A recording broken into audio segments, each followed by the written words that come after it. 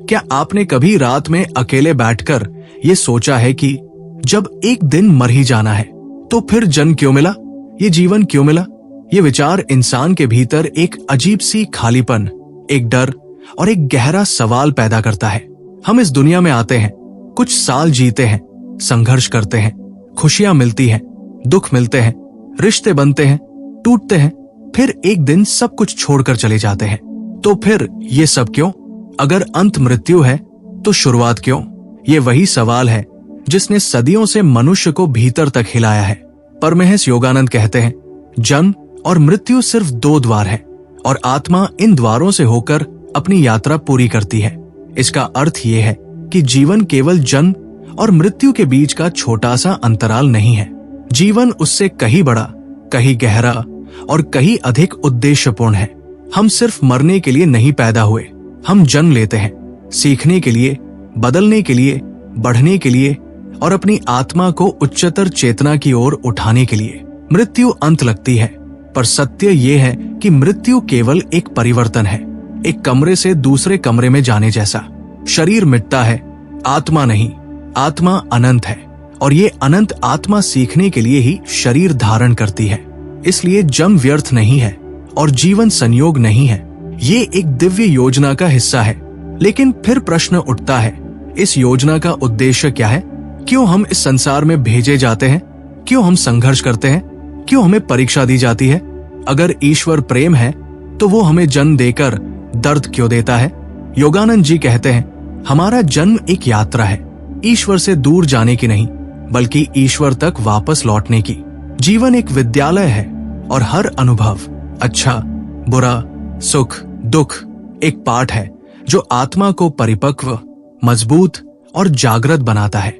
देखिए, जब एक बच्चा स्कूल जाता है तो वहां मुश्किलें होती है, पढ़ाई होती है, परीक्षा होती है, पर यही अनुभव उसे आगे बढ़ाते हैं। जब बच्चा सबक सीख लेता है तभी वो अगली कक्षा में जाता है। इसी तरह आत्मा भी इस संसार में आती है सीखने के लिए, अपने कर्मों के फल को समझने के लिए, प्रेम सीखने के लिए, सेवा सीखने के लिए, धैर्य, विनम्रता और करुणा सीखने के लिए। और जब वो सबक पूरा कर लेती है तब मृत्यु आती है, एक परीक्षा समाप्ति की तरह, किसी अंत की तरह नहीं। तभी योगानंद जी कहते हैं, मृत्यु भयावह नहीं, मुक्ति है और जन्म दंड नहीं, एक अवसर है। तो फिर हम जन्म क्यों लेते हैं?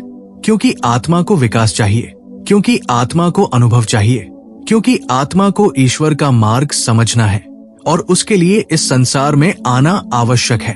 अब एक और सवाल मन में उठता है, अगर आत्मा इतनी महान है तो उसे इन संघर्षों की क्या आवश्यकता? योगानंद जी इसका उत्तर देते हैं, आत्मा को अपनी शक्ति, अपना प्रकाश और अपना वास्तविक स्वरूप तभी पता चलता है जब वो अंधकार, परीक्षा और कष्ट से होकर गुजरती है। किसी को भी लोहे को मजबूत बनाने के लिए आग में डालना पड़ता है, सोने को शुद्ध करने के लिए तपाना पड़ता है। इंसान भी कठिनाइयों के बीच ही अपना असली चरित्र बनाता है और आत्मा भी अपने संघर्षों में ही ईश्वर को पहचानती है। अब यहाँ एक और बड़ी सच्चाई है, हम केवल अपने लिए ही जन्म नहीं लेते, हम कई आत्माओं की यात्रा का हिस्सा होते हैं। आपका जन्म आपके माता पिता की, आपके बच्चों की, आपके दोस्तों की और अनगिनत आत्माओं की जीवन यात्रा को प्रभावित करता है। आप किसी के जीवन में रोशनी लाने के लिए पैदा हुए हो सकते हैं, आप किसी की जीवन पाठ का हिस्सा हो सकते हैं, आप किसी आत्मा के लिए दुआ, उपचार या बदलाव बनकर आए हैं। ईश्वर हर आत्मा को उद्देश्य के साथ भेजते हैं, लेकिन मनुष्य अपने उद्देश्य को भूल जाता है। वो मृत्यु को अंत समझ लेता है और जीवन को एक बोझ, जबकि ईश्वर ने जीवन को अवसर बनाया है और मृत्यु को केवल परिवर्तन। योगानंद जी कहते हैं, आप पैदा इसलिए हुए हैं ताकि आप अपने भीतर छिपे दिव्य स्वरूप को पहचान सकें, और ये पहचान तभी आती है जब जीवन आपको प्रश्नों में डालता है, जब आप खुद से पूछते हैं, मैं कौन हूँ, मुझे क्यों भेजा गया, मेरी आत्मा क्या चाहती है। जन्म इन प्रश्नों का द्वार है, मृत्यु इन प्रश्नों का उत्तर, और जीवन वह यात्रा है जो दोनों के बीच आत्मा को विकसित करती है। अब एक और गहरी बात समझिए, अगर मृत्यु निश्चित है तो जीवन का मूल्य और भी बढ़ जाता है, क्योंकि हर क्षण कीमती है, हर अनुभव आवश्यक है, हर प्रेम का क्षण ईश्वर के निकट ले जाता है। हर दुख आत्मा को सिखाता है और हर चुनौती हमें भीतर से मजबूत बनाती है। हम जन्म इसलिए लेते हैं ताकि हम इस संसार में अपनी आत्मा के अधूरे कार्य पूरे कर सकें, ताकि हम अपने पिछले कर्मों का संतुलन बना सकें, ताकि हम ईश्वर के प्रेम को अनुभव कर सकें और ताकि हम स्वयं को जान सकें। सच्चाई ये है, जन्म बिना कारण नहीं होता और मृत्यु बिना अर्थ के नहीं होती। दोनों मिलकर आत्मा की यात्रा पूरी करते हैं। परमहंस योगानंद जी स्पष्ट कहते हैं कि मनुष्य धरती पर इसलिए आता है ताकि वह अपने भीतर स्थित दिव्यता को पहचान सके। जब तक व्यक्ति स्वयं को केवल शरीर समझता है, उसकी यात्रा अधूरी रहती है। लेकिन जब वो स्वयं को आत्मा समझ लेता है, तभी उसकी यात्रा ईश्वर की ओर मुड़ती है। इसी सत्य को समझने के लिए जीवन हमें विभिन्न परिस्थितियों से गुजारता है। मृत्यु हमें याद दिलाती है कि शरीर अस्थायी है। जन्म हमें याद दिलाता है कि आत्मा अनंत है। जीवन के बीच का सफर आत्मा को ये जागृति देने के लिए बनाया गया है कि वो वास्तव में कौन है। कभी आप सोचिए, यदि मृत्यु न होती तो मनुष्य जीवन को कभी गंभीरता से नहीं लेता। यदि ये शरीर हमेशा रहता तो आत्मा आलसी हो जाती। उसे कभी ये महसूस ही नहीं होता कि उसे कुछ सीखना है, कुछ बदलना है, कुछ उन्नत करना है। मृत्यु ही जीवन को मूल्य देती है। मृत्यु ही समय का महत्व बताती है। मृत्यु ही हमें हमारे भीतर की पवित्रता को खोजने के लिए मजबूर करती है। मृत्यु अंत की तरह दिखती है, लेकिन वास्तव में वो आत्मा को अगले अध्याय की ओर ले जाने वाला दरवाजा है। योगानंद जी कहते हैं कि मृत्यु एक विश्राम है, जैसे दिन भर के काम के बाद रात्रि विश्राम। जब आत्मा एक जन्म की कक्षा पूरी कर लेती है, तब मौत उसे अगले जन्म के लिए तैयार करती है। यही कारण है कि मृत्यु किसी दंड का रूप नहीं, बल्कि एक प्रक्रिया है, एक परिवर्तन, एक विराम जिसने अगले अनुभव का मार्ग तैयार करना है। लेकिन जन्म क्यों दिया जाता है? इस प्रश्न का उत्तर कर्म के सिद्धांत में छिपा है। हर आत्मा अपने पुराने कर्मों, अपने अधूरे कामों, अपनी अधूरी सीखों को लेकर नया जन्म ग्रहण करती है। कभी इस जन्म में खुशियां अधिक मिलती है, कभी कठिनाइयां अधिक होती है।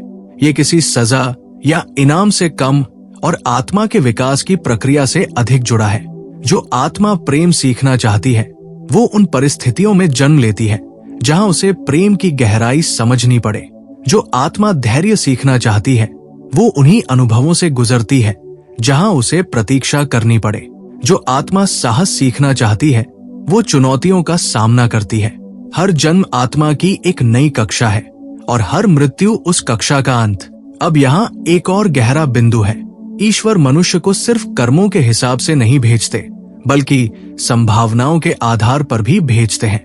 बहुत से लोग शिकायत करते हैं कि जीवन इतना कठिन क्यों है, लेकिन वे ये नहीं देखते कि इन्हीं कठिन परिस्थितियों में उनका वास्तविक विकास है।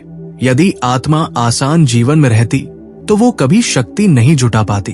कठिनाई आत्मा को मजबूत करती है, दुख उसे गहराई देता है, संघर्ष उसे साहस देता है और मृत्यु उसे ये सिखाती है कि दुनिया का कोई भी वस्तु, कोई भी संबंध, कोई भी उपलब्धि स्थायी नहीं है। स्थायी केवल आत्मा है। आत्मा जब ये समझ लेती है, तब वो बाहरी दुनिया की पकड़ से मुक्त होने लगती है और भीतर ईश्वर की ओर उड़ान भरती है। अब बात आती है, यदि मृत्यु निश्चित है तो क्या जीवन का कोई वास्तविक उद्देश्य है? हाँ, जीवन का उद्देश्य बहुत स्पष्ट है। योगानंद जी कहते हैं, जीवन का एकमात्र उद्देश्य ईश्वर को जानना है और मरना उस लक्ष्य के और पास ले जाने वाला द्वार है। जन्म इसलिए मिला है ताकि आप अपनी आत्मा को जागृत कर सकें, ताकि आप अपने भीतर छिपी हुई दिव्यता को पहचान सकें, ताकि आप अहंकार का नाश कर सकें, आसक्ति छोड़ सकें, सही कर्म कर सकें, प्रेम कर सकें, सेवा कर सकें और अंततः अपने उस स्वरूप को जान सकें जो जन्म से पहले भी अस्तित्व में था और मृत्यु के बाद भी रहेगा।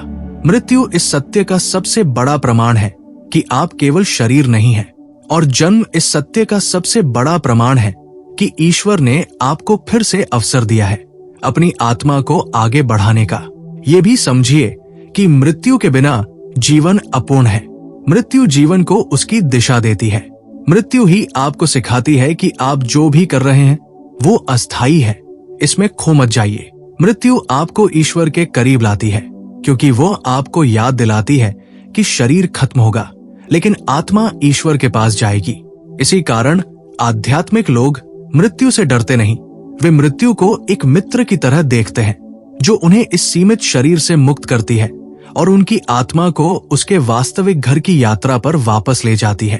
अब प्रश्न यह है कि जन्म के बाद हम क्यों भूल जाते हैं कि हम कौन हैं? क्यों हम अपना उद्देश्य याद नहीं रख पाते?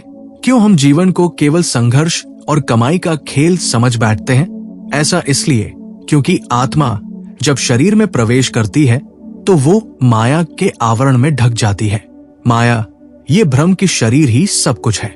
माया ये भूल कि संसार ही वास्तविक है। माया ये सोच कि हम अकेले हैं। लेकिन जैसे जैसे व्यक्ति साधना करता है, ध्यान करता है, ईश्वर से जुड़ता है, वो आवरण हटने लगता है। उसे जीवन का उद्देश्य स्पष्ट होने लगता है। वो समझने लगता है कि मैं जन्म इसलिए नहीं लिया कि केवल जीऊं। मैंने जन्म इसलिए लिया कि मैं जान सकूं कि मैं कौन हूं। यही ज्ञान व्यक्ति को मृत्यु के भय से मुक्त करता है। सच्चाई ये है कि यदि मृत्यु ही अंत होता तो जन्म का कोई अर्थ नहीं होता। लेकिन क्योंकि आत्मा अनंत है, इसलिए जन्म भी अनंत उद्देश्य लेकर आता है। हम इस पृथ्वी पर इसलिए नहीं आए कि बस कुछ साल जिए और चले जाए। हम इसलिए आए हैं कि हम अपनी आत्मा की यात्रा को आगे बढ़ाएं, अपनी चेतना का विस्तार करें, अपने कर्मों को शुद्ध करें और ईश्वर के प्रकाश में लौटें अपने वास्तविक घर में। अब एक अंतिम अत्यंत महत्वपूर्ण सत्य, आपको जन्म इसलिए मिला क्योंकि ईश्वर ने आप पर भरोसा किया। उन्होंने आपके भीतर वो क्षमता देखी जो आप स्वयं अभी नहीं देख पा रहे हैं। उन्होंने विश्वास किया कि आप इस जीवन में कुछ सीखेंगे, कुछ बदलेंगे, कुछ बेहतर बनेंगे और उनकी ओर वापस लौटेंगे। आप यहाँ संयोग से नहीं हैं। आप यहाँ एक पवित्र यात्रा पर हैं। जब मरना ही नहीं बल्कि लौटना है तो जन्म इसलिए मिला कि आप लौटने की दिशा पहचान सके। दोस्तों, जब अगली बार मन में ये सवाल उठे कि जब मरना ही है तो जन्म क्यों मिला, तो बस याद रखिए, आपको जन्म इसलिए मिला क्योंकि आपकी आत्मा अभी पूरी नहीं हुई है। आपकी यात्रा अभी बाकी है। आपका प्रकाश अभी पूर्ण नहीं। जीवन एक अवसर है अपने भीतर सोई हुई दिव्यता को जगाने का। मृत्यु कोई अंत नहीं, केवल घर वापसी है। अगर आपको ये वीडियो अच्छा लगा हो तो कृपया लाइक और शेयर जरूर करें ताकि और भी लोग इस अमूल्य ज्ञान से लाभान्वित हो सके। नीचे कमेंट में आप अपने अनुभव और विचार लिखें। मैं जरूर पढ़ूंगा और आपके साथ जुड़ने की कोशिश करूंगा। जय गुरु।